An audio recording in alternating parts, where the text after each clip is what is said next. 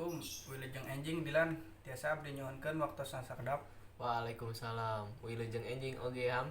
Mangga bade aya nanya. Kieu abdi teh bade ngawawancara sakedap bade tumaros ngeunaan kana kabersihan di lingkungan komplek anjeun. Oh, mangga tuh bade tumaros naon? Lamun nurutkeun Dilan, kumaha sih kabersihan di komplek anjeun teh ayeuna?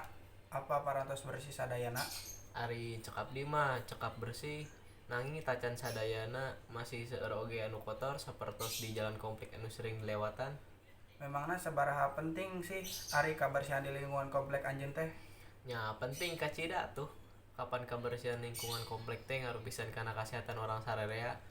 Teras naon bae nu kedah ku urang lakukeun sangkan lingkungan komplek anjeun tetap bersih.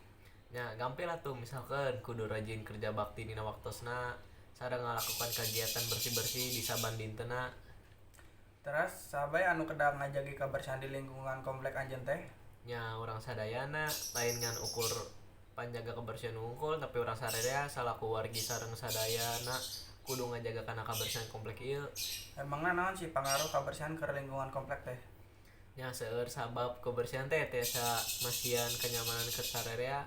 Oh, muhun. Teras kumaha tanggapan Dilan ngeunaan kana kabersihan lingkungan komplek anjeun mungkin kanggo kapayuna? Nya mugi bae kapayeunkeun wargi sadayana teh tiasa sadar kana pentingna ngajaga kebersihan dina lingkungan komplek teh supados kacipta lingkungan anu langkung bersih, sehat sareng meureunah. Oh, muhun leres. Nya atos sakitu bae wawancara ti abdi ngeunaan kana kabersihan di lingkungan komplek anjeun. Hatur nuhun kana waktosna. Assalamualaikum warahmatullahi wabarakatuh. Nya sami-sami. Waalaikumsalam warahmatullahi wabarakatuh.